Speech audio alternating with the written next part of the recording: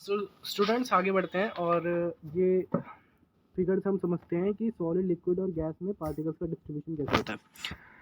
तो सॉलिड में देखिए पार्टिकल्स जो हैं वो बहुत ज़्यादा क्लोजली स्पेस्ड हैं। देखिए यहाँ पे बहुत ज़्यादा पार्टिकल्स क्लोजली स्पेस्ड हैं और पास पास में हैं और बहुत कम स्पेस है इन पार्टिकल्स के बीच में।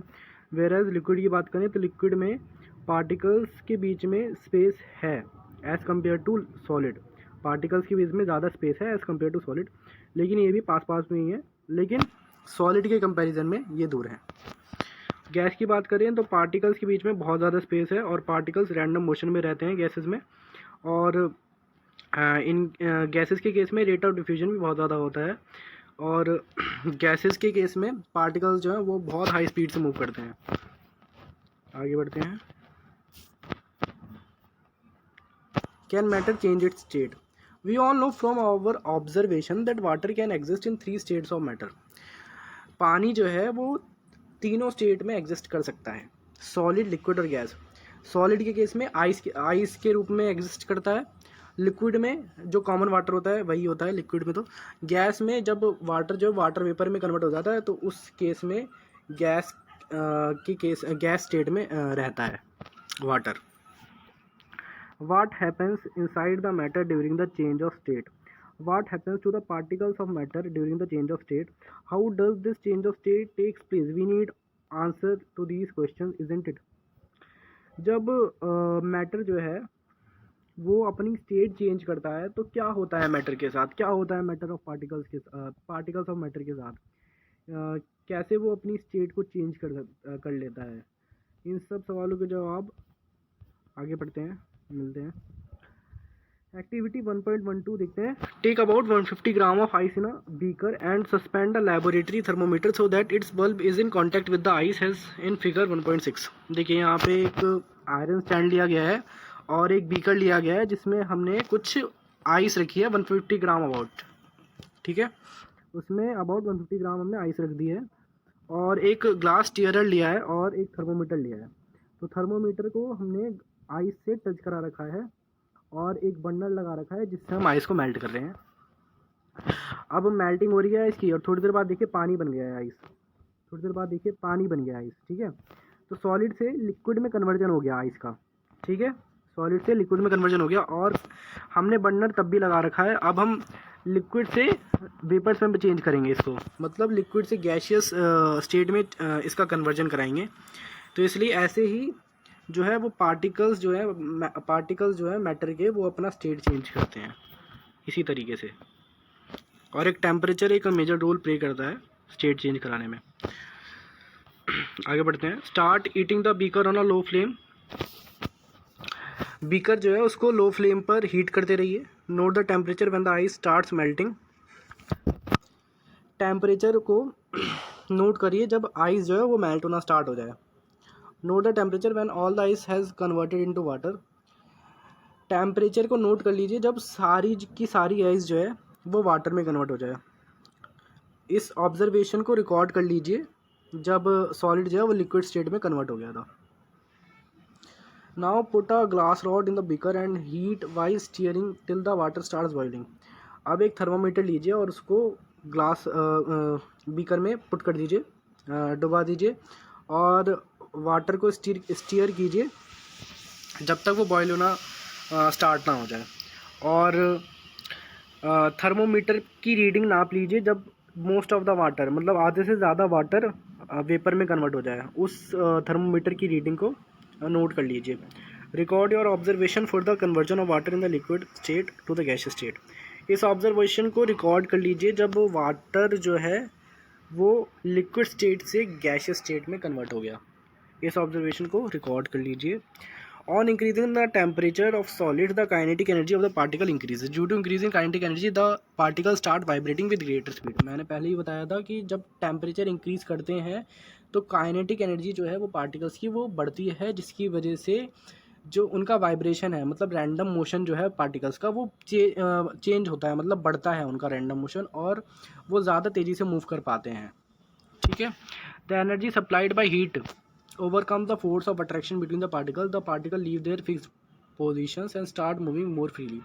जब हम इसको एनर्जी प्रोवाइड करते हैं, मतलब हीट करते हैं पार्टिकल मैटर को, तो जो पार्टिकल्स हैं ना मैटर के, उनको ज़्यादा एनर्जी प्रोवाइड हो जाती है, जिसकी वजह से वो force of attraction between the particles, जो उन्होंने वो बॉन्ड बना रखा है दूसरे पार्टिकल्स के साथ, उसको ब्रेक करने में सक्षम हो जाते हैं। किसकी वजह से? एनर्जी जो दी है हमने उसकी वजह से, एनर्जी की वजह से वो बॉन्ड ब्रेक करने में सक्षम हो जाते हैं और वो मूव कर सकते हैं फ्रीली और ज़्यादा, जिसकी वजह से लिक्विड जो है वो वेपर में कन्वर्ट हो सकता है और सॉलिड जो है वो लिक्विड में कन्वर्ट हो जाता है। A stage is reached when the solid melts and is converted to a liquid. The minimum temperature at which a solid melts to become a liquid at the atmospheric pressure is called its melting point. फिर से पढ़ते हैं इसको। A stage is reached when the solid melts and is converted to a liquid. जब एक stage आ जाती है जब सॉलिड जो है वो लिक्विड में कन्वर्ट हो जाता है, एक ऐसा मेल्टिंग पॉइंट आ जाता है, जब एक ऐसा टेम्परेचर होता है जिस पे सॉलिड जो है वो लिक्विड में कन्वर्ट हो जाता है। The minimum temperature at which a solid melts to become liquid at the atmospheric pressure is called its melting point. ये डेफिनेशन आप याद रख लीजिएगा। The minimum temperature at which a solid melts to become a liquid at the atmospheric pressure is called its melting point. ये melting point की definition है। इसका मतलब ये है कि कम से कम टेम्परेचर जो चाहिए होता है जिस पे सॉलिड जो है वो मेल्ट हो जाए लिक्विड में एटमॉस्फेरिक प्रेशर के प्रेजेंस में, उसे हम उसका मेल्टिंग पॉइंट कहते हैं सॉलिड का। The melting point of a solid is an indication of the strength of the force of attraction between its particle. The melting point of a solid is an indication of the strength of the force of attraction between its particle. ये जो melting point है ना, ये हमें बताता है कि कितना ज़्यादा फोर्स ऑफ अट्रैक्शन है किसी मैटर के पार्टिकल में। जितना ज़्यादा उसका मेल्टिंग पॉइंट होगा उतना ज़्यादा उसका फोर्स ऑफ अट्रैक्शन होगा पार्टिकल्स के बीच में किसी भी मैटर का। The melting point of ice is 273.15 kelvin. देखिए यहाँ पे आइस का मेल्टिंग पॉइंट दे रखा है 273.15 केल्विन। केल्विन एक यूनिट होती है जैसे टेम्परेचर की, जैसे सेल्सियस एक यूनिट होती है उसी तरह केल्विन भी एक यूनिट होती है टेम्परेचर की। तो मेल्टिंग पॉइंट ऑफ आइस जो होती है वो होती है 273.15 Kelvin. The process of melting that is change of solid state into liquid state is also known as fusion. देखिए यहाँ पे हमें एक डेफिनेशन और मिलती है। The process of melting that is change of solid state into liquid state is also known as fusion. जब कोई भी मैटर सॉलिड स्टेट से लिक्विड स्टेट में कन्वर्ट हो जाता है उस प्रोसेस को हम कहते हैं फ्यूजन। इस डेफिनेशन को याद रख लीजिएगा कि the change of state of any matter from solid to liquid is known as fusion. ठीक है। When a solid melts its temperature remains the same, so where does the heat and energy go. जब solid melt होता है तो temperature जो है वो same रहता है। ठीक है, टेम्परेचर जो है वो सेम रहता है।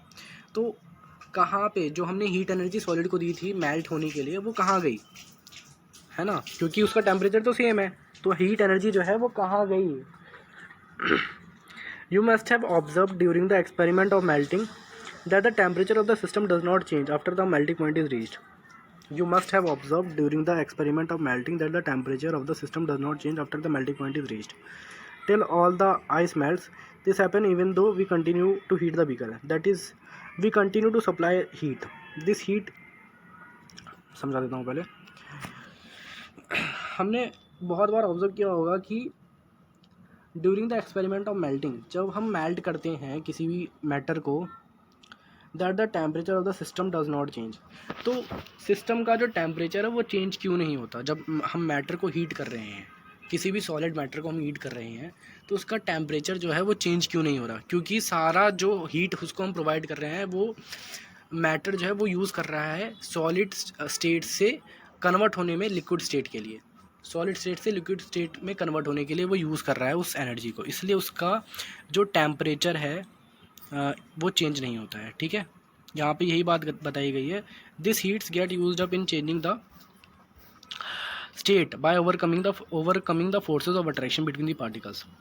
ये जो हमने हीट दी है वो यूज़ कर लेता है मैटर, कौन, सॉलिड मैटर यूज़ करता है अपनी स्टेट को चेंज करने के लिए फ्रॉम सॉलिड टू लिक्विड, ठीक है, या फिर लिक्विड टू गैशियस भी, ठीक है, दोनों के लिए वैलिड है, या फिर liquid to gaseous.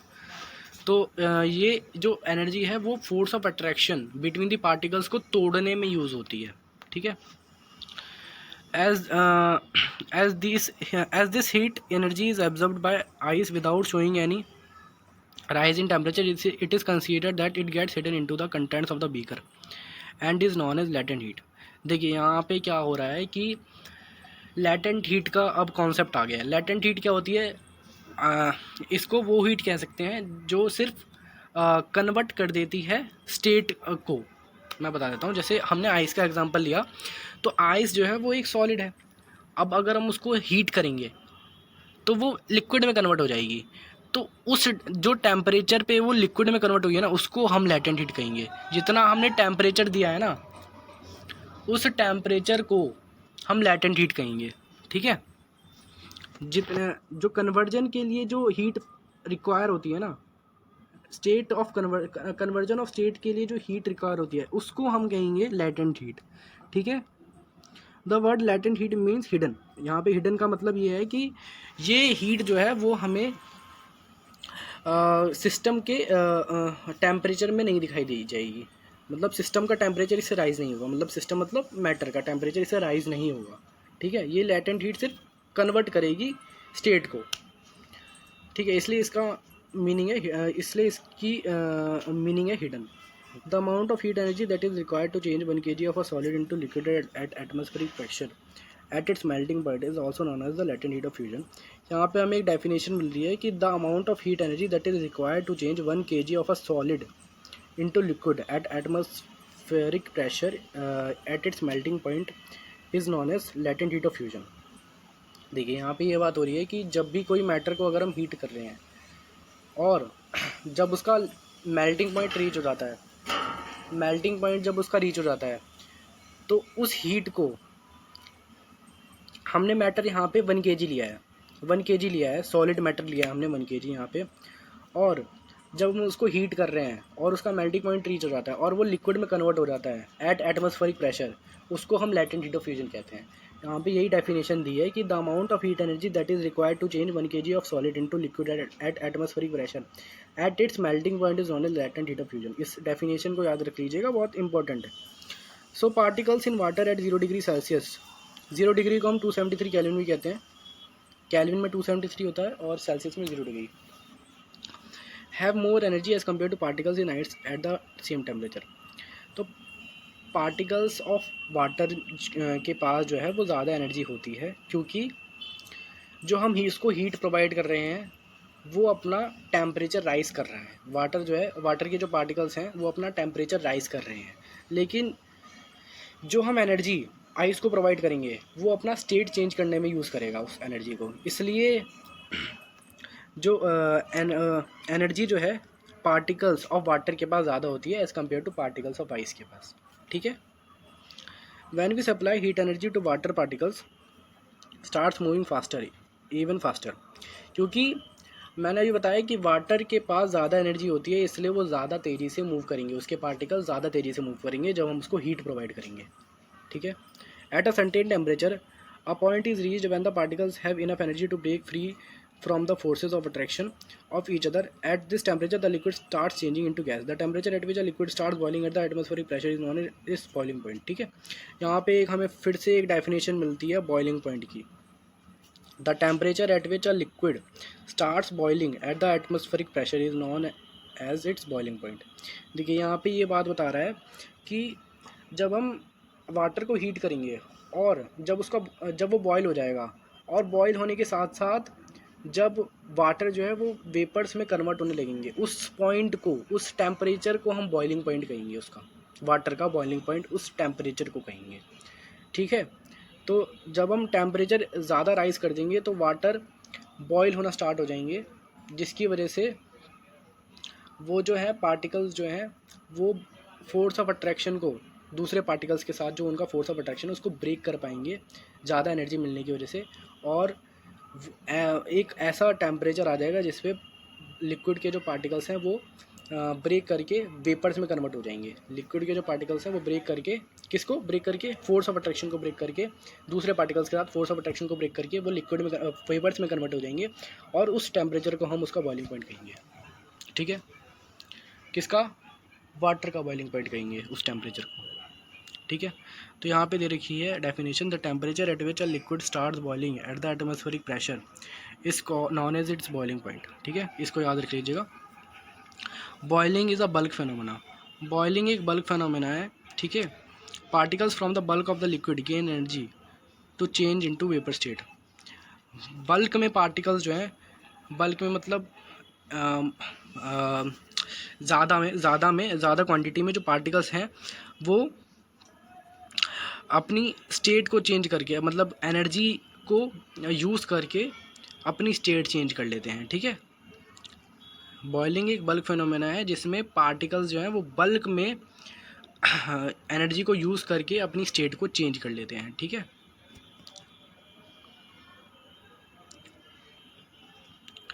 For water this temperature is 373 kelvin. देखिए, वाटर का जो बॉइलिंग पॉइंट होता है वो 373 केल्विन होता है, मतलब 100 डिग्री सेल्सियस पे वाटर बॉयल होता है। वाटर जो है वो 100 डिग्री सेल्सियस पे बॉयल होता है। ठीक है,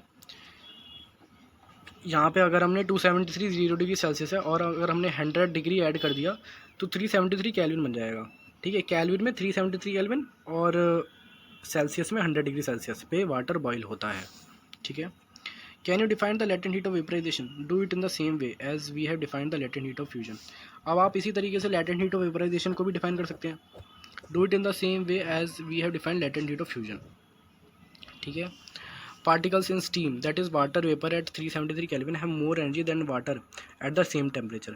देखिए, पार्टिकल्स जो होते हैं ना वो स्टीम के मतलब वेपर्स जो होते हैं, वेपर्स गैस के पार्टिकल्स, आप वेपर्स मतलब क्या होता है, गैस ही तो होता है।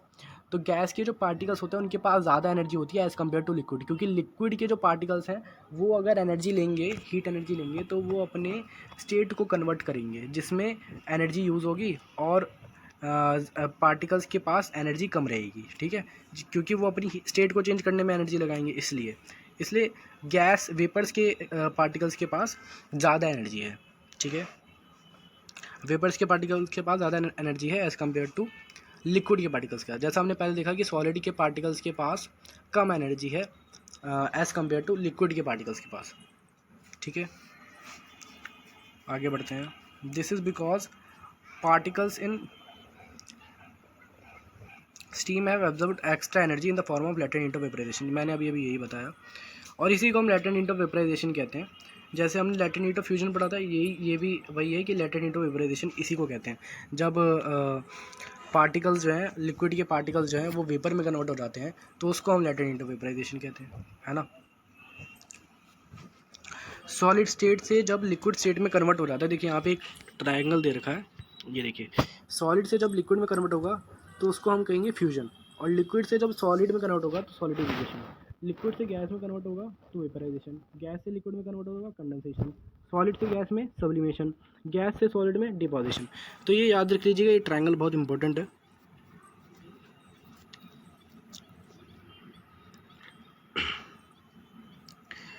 So we infer that state of matter can be changed into another state by changing the temperature। तो हम कह सकते हैं कि टेम्परेचर चेंज करने से स्टेट ऑफ मैटर चेंज हो सकता है, मतलब टेम्परेचर से स्टेट ऑफ मैटर किसी भी का भी चेंज कर सकते हैं हम। ठीक है, किसी भी मैटर का स्टेट चेंज कर सकते हैं टेम्परेचर चेंज करने की वजह से। We have learn that substances around us change state from solid to liquid, from liquid to gas on application of heat, but there are some that changes directly from solid state to gaseous state and vice versa without changing into liquid state। देखिए यहाँ पे कहा गया है कि कुछ ऐसे भी सब्सटेंस होते हैं जो around us change state from solid to liquid and from liquid to gas on application of heat, जो सीधा डायरेक्टली सॉलिड से गैस में कन्वर्ट हो जाते हैं without changing into liquid state. ठीक है, कुछ ऐसे भी सब्सटेंस होते हैं। जैसे एक एग्जांपल है यहाँ पे CO2 का एग्जांपल आएगा, एक एग्जांपल है CO2 का, ये हम अभी पढ़ते हैं, रुक जाइए।